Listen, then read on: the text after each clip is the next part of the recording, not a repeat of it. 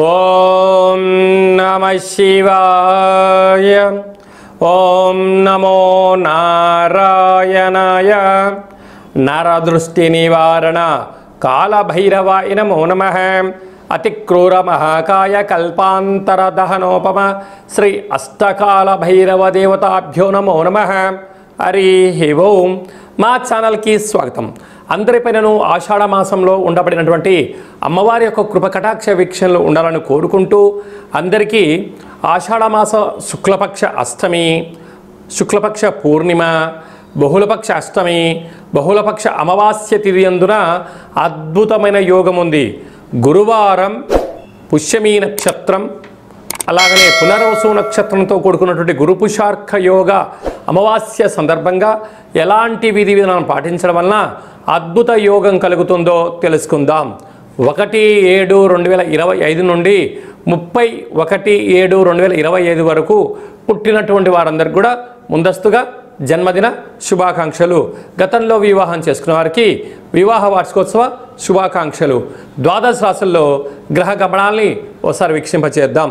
వృషభ రాశిలో శుక్రుడు నక్షత్రకారకుడు, మిథున రాశిలో రవి గురు సంచార స్థితి, కర్కాటక రాశిలో బుధ సంచార స్థితి, సింహరాశిలో కుజుడు మరియు కేతు సంచార స్థితి, కుంభరాశిలో రాహు సంచార స్థితి, మీనరాశిలో శని భగవానుడి సంచార స్థితితో ద్వాదశ రాశుల్లో గ్రహ గమనాలు ఈ విధంగా ఉన్నాయి. తులారాశి వారికి ఆషాఢ మాసంలో కులదేవతల యొక్క ఆశీస్సులు, గ్రామ దేవతల యొక్క ఆశీస్సులు ఎలా పొందాలో ఈ వీడియోలో సవివరంగా సంపూర్ణంగా తెలుసుకుందాం.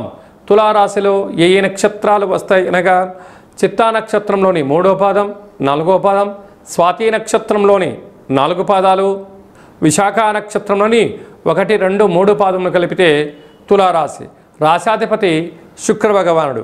వీరికి సంతాన స్థానంలో రాహు ఉండడం వలన పిల్లల యొక్క చదువులు, పిల్లల యొక్క అభివృద్ధి, తల్లిదండ్రుల యొక్క క్షేమము, విదేశాల్లో ఉండబడిన వారి యొక్క పిల్లల యొక్క భవిష్యత్తు ఆలోచిస్తూ ఉన్నతంగా ఎదగాలని మీ కోరిక నెరవేరబోతుంది.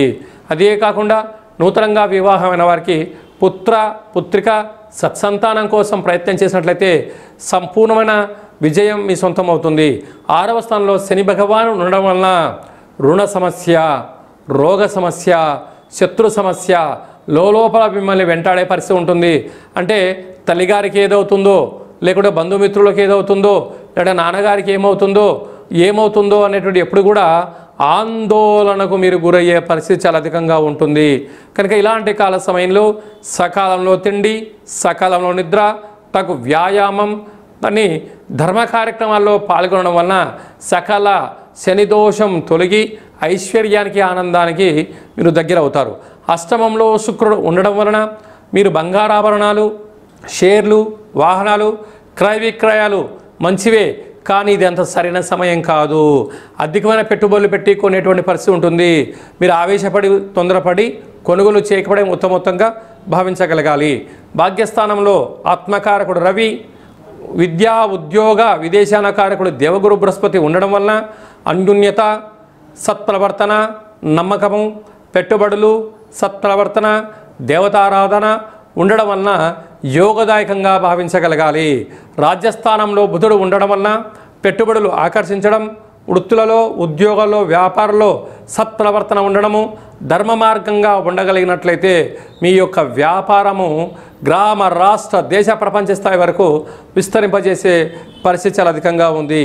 ఏకాదశంలో కుజ భగవానుడు మరియు కేతు సంచార స్థితి ఉండడం వలన భూములు, క్రయ విక్రయాలు, షేర్లు, పెట్టుబడులు ఆకర్షించే పరిస్థితి ఉంటుంది. అలాగే స్వయం వృత్తుల వాళ్ళు, సేవా రంగాల వాళ్ళు, మార్కెటింగ్ రంగంలో వారు, సాఫ్ట్వేర్, హార్డ్వేర్ ఉద్యోగస్తులు, విడి సామాన్లు, పరికరాలు, వ్యాపార ఉత్పత్తులు, అలాగే యూట్యూబ్లు, వాట్సాప్, ఫేస్బుక్, క్రియేటివిటీ రంగాల్లో ఉండబడిన వారు ఎన్నో జాగ్రత్తలు పాటించగలగాలి.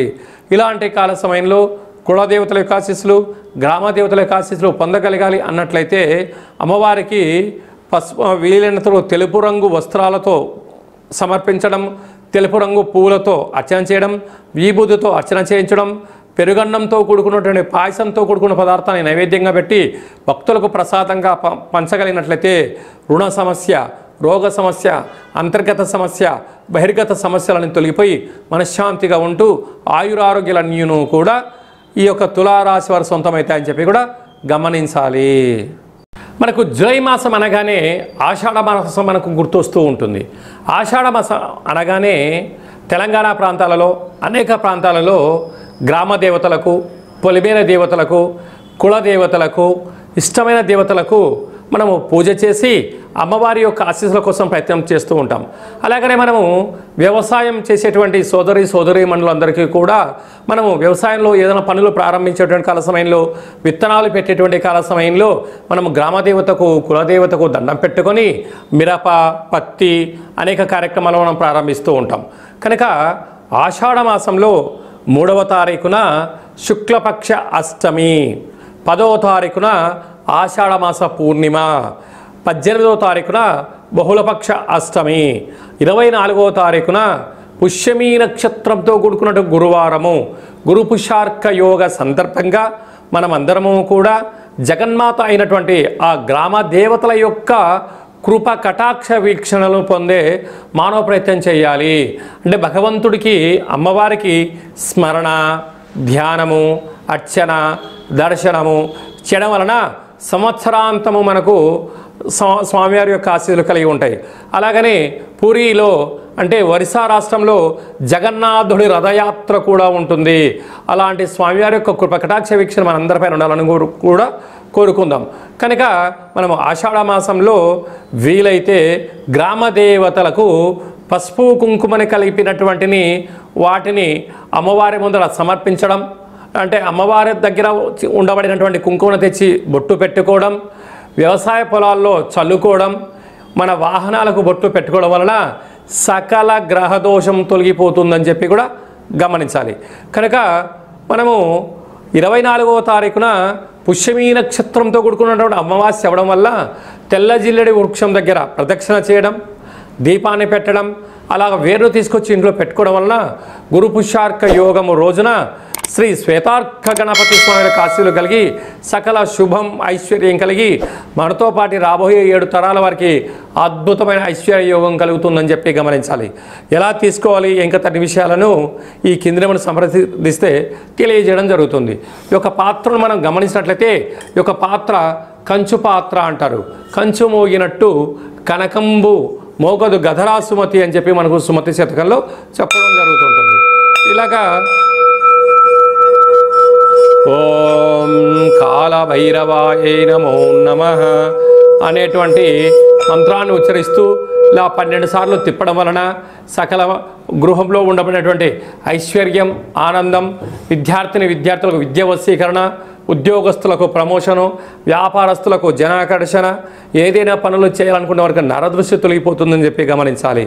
ఈ పాత్రతో పాటు కాళభైరవ స్వామి యొక్క పూజ 20 రకాల వస్తువులతో దిష్టి తీయించి మీకు అందజేయడం జరుగుతుంది. కనుక ఈ కింది నెంబర్ సంప్రదించి అక్షయ పాత్రను సొంతం చేసుకుందాం, ఐశ్వర్యానికి స్వాగతం పలుకుదాం. అలాగనే మీ వ్యక్తిగత జాతకం తెలుసుకోవాలనుకుంటున్నారా? మీ యొక్క పేరు, పుట్టినటువంటి తేదీ, నెల, సంవత్సరం రాసి పుట్టినటువంటి సమయం రాసి పంపించినట్లయితే 100 సంవత్సరాల జాతకాన్ని రాసి పంపించి పుట్టినప్పుడు గ్రహ గమనాలు ఎలా ఉన్నాయి, ప్రస్తుతం ఎలా ఉంటున్నాయి, రాబోయే కాలం ఎలా ఉంటున్నాయో మీకు తెలియజేసే ప్రయత్నం జరుగుతుందని చెప్పి గమనించాలి. డేటా ఆఫ్ బర్త్లు లేనటువంటి వారికి పేరు యొక్క మొదటి అక్షరాన్ని అనుసరిస్తూ రాశిని తెలియజేస్తూ గ్రహస్థితిని తెలియజేస్తూ రమణ శాస్త్రం ద్వారా అనగా గవళ ద్వారా భూత, భవిష్యత్, వర్తమానాన్ని తెలియజేయడం జరుగుతుందని చెప్పి కూడా గమనించాలి. కనుక జాతకాన్ని తెలుసుకుందాం, జీవితంలో ఉన్న అడ్డంకుల్ని తొలగించుకుందాం, ఐశ్వర్యానికి, ఆనందానికి స్వాగతం పలుకుదాం. ఈ కింది నెంబర్ సంప్రదించి అపాయింట్మెంట్ తీసుకొని సంప్రదించగలరు. అందరికీ శుభం, జయం, లాభం కలగాలని కోరుకుంటూ అమ్మవారి యొక్క కృప కటాక్ష వీక్షణ అలాగా పూరిలో జగన్నాథుడి రథయాత్ర ఆశీస్సులు ఉండాలని కోరుకుంటూ ఆశీర్వచనం. శతమానం భవతి శతాయు పురుష సతేంద్రియ ఆయుష్యేవేంద్రియే ప్రతిష్టతి. ఈ వీడియో మీకు నచ్చినట్టయితే లైక్ చేయండి, షేర్ చేయండి. అందరికన్నా మీ వ్యక్తిగత జాతకం ముందుగా తెలుసుకోవాలి అనుకుంటున్నట్లయితే మా ఛానల్ని సబ్స్క్రైబ్ చేసుకొని అలానే బటన్ని కూడా తెలియచేయండి. ఈ భక్తి సమాచారాన్ని భగవద్బంధులకు, మిత్రులకు చేరవేసి హిందూ ధర్మాన్ని కాపాడండి.